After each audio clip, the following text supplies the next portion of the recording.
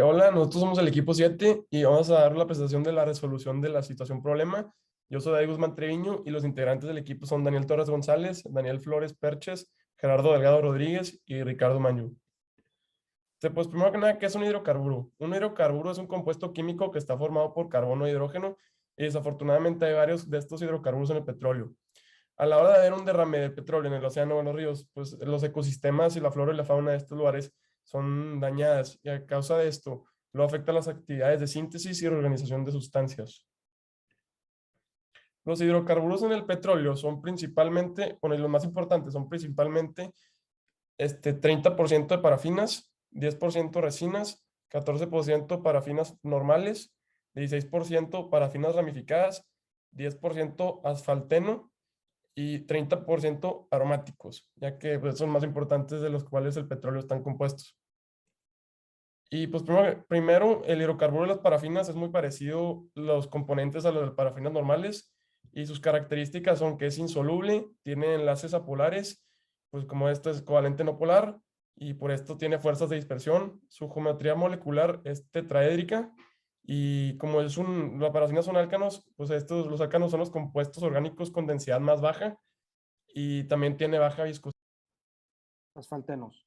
Sus características es insoluble, tiene puentes de hidrógeno, es covalente polar, tiene enlaces polares, fuerzas dipolo-dipolo, su geometría es trigonal bipiramidal, tiene una baja densidad y una baja viscosidad. Las resinas, sus características es que es soluble, tiene enlaces apolares, covalente no polar, tiene fuerzas de dispersión, su geometría molecular es trigonal planar, lineal o tetraédrica, tiene baja densidad y baja viscosidad. Los aromáticos, sus características es que es insoluble, tiene enlaces polares y covalentes, tiene fuerzas de dispersión o de London, tiene baja densidad y baja viscosidad.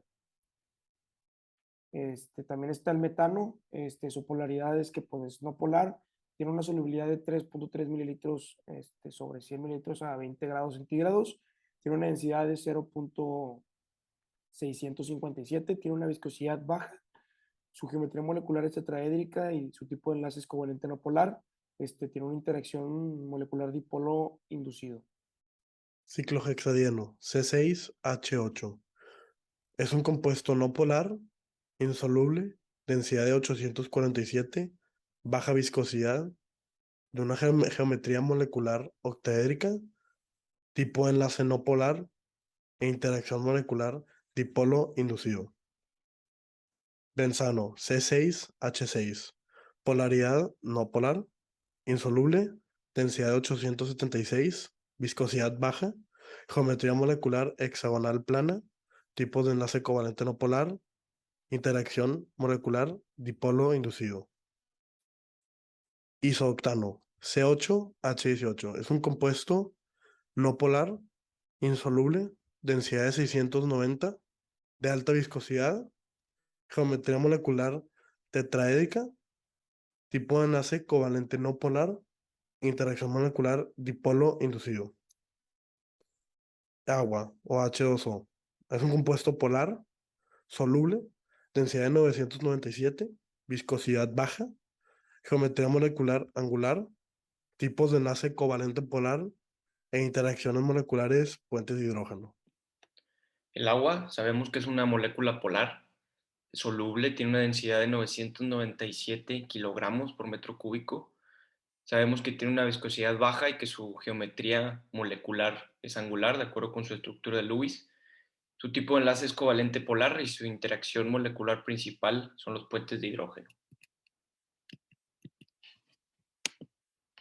En esta tabla podemos ver la información recopilada anteriormente sobre estos hidrocarburos y se compara con su polaridad, su interacción molecular, densidad, masa molar, punto de ebullición, solubilidad, etc.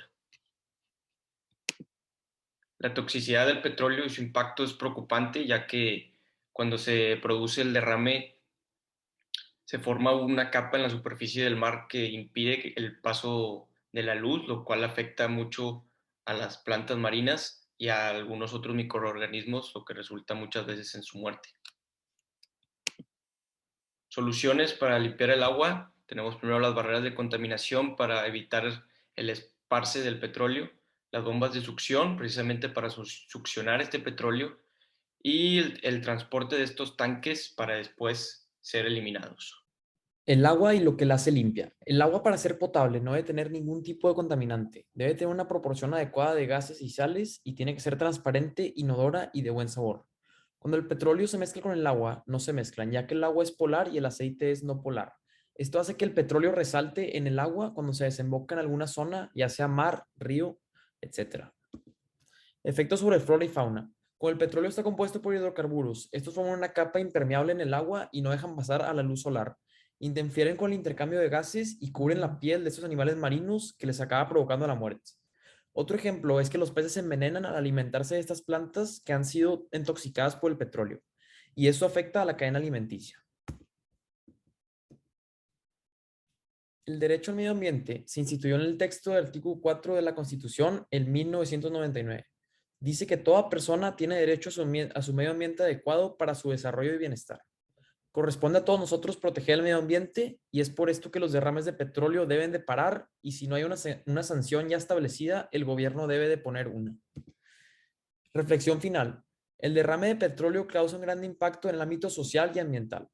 Sustancias químicas como el hexano y el benceno se encuentran en el petróleo y terminan contaminando estas aguas y afectan de manera directa a los animales. Por otro lado, también afectan a las personas que dependen de esa agua. Por ejemplo, hay varias comunidades que viven a los alrededores de algún río, y si este se contamina, se pueden ver afectados y pueden experimentar un incumplimiento a su derecho del agua potable y un medio ambiente sano y libre de contaminación. Gracias.